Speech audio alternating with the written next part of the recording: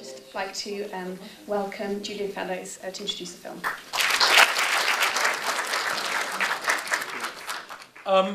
Thank you so much for coming to see this film.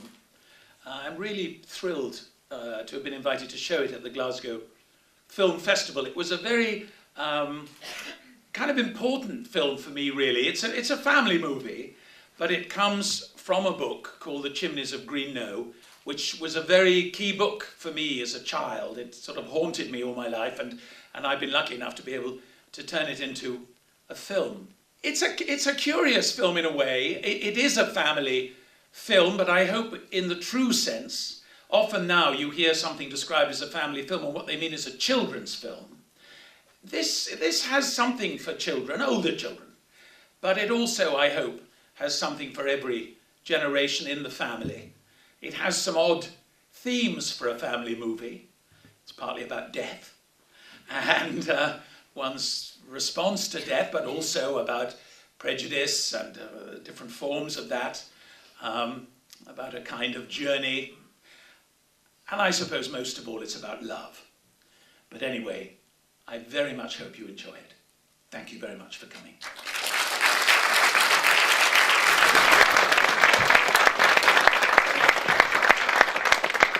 I thought I'd start off by asking a couple of questions and opening it up to our audience. Firstly, obviously, this is an adaptation of the book, and I just wondered if you could to start off with a bit about your connection with that book. Well, my aunt, I had a maiden aunt. You don't say that anymore, do you? I had a spinster aunt, and she was very keen on children's books, and so she was always looking for kind of the next big thing. And I forget exactly when they came out, 53, 54, I can't remember. And I was in my bath, splashing back. And she would read them to me. And there was something about this one that haunted me. I think it was The Blind Child, and the fact that she was set free, as the character says in the film, that she just sort of decided not to be a victim. And the little boy decided not to be a victim.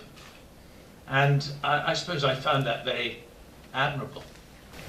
And it's a wonderful cast. And did you always have Maggie Smith in mind? Yes, absolutely. I mean, we'd worked together on Gosford, and I was very, very keen because one of the things about Maggie as an actress, which is for me very, very powerful, is the danger of this sort of film is that it becomes very sentimental, and everyone is kind of dewy-eyed all the time. And Maggie is a very unsentimental actress. She's full of feeling, but she's not full of sentimentality. And so she has this kind of dryness that stops her performance ever becoming gooey. And also Dominic West as the butler. Dominic West, star of The Wire. I was very, very pleased when he agreed to do the part, because I wanted Caxton to be a very, very clear character when he was in scenes, but obviously by definition, because he was playing the butler, he wasn't going to have a lot to say when he was with the family, when he was in the Great Hall or the drawing room or anything else. And so it was necessary to have an actor who you were tremendously aware of as a presence, so that even though the others were doing all the talking, you were still kind of checking him out. And, you know, I think Dominic's got that.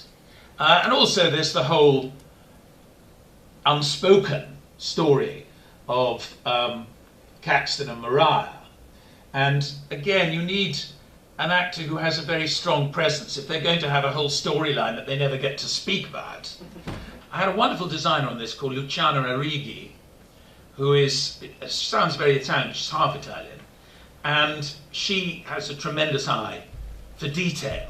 So all the props and everything. One of the mistakes some designers make is you set a film in 1929 and everything in the film is 1929. But of course, we don't all go through our houses on the 1st of January, chucking everything out of the window. And you've got to make sure that nothing is after 1929, but you can have what you like before.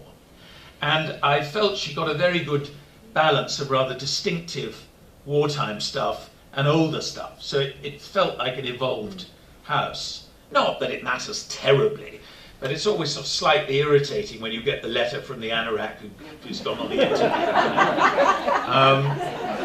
And just to kind of get it all right, it increases the feeling of it. One of the things I love is the sadness of the kitchen in the wartime and the sort of packedness of it in the Regency. And one of the things one always forgets about those houses is they were so full. They were so full of people, and without going into the morality of it, they were just so full of people here, there, everywhere. And now, even if they're frightfully well off and everything, there's still, you know, a couple of people somewhere in the East Wing. But that sense of the crowd always has gone from those places. And it is rather extraordinary when you can recreate it. Okay, I think we'll stop there. Thank you very much, Julian. Thank you.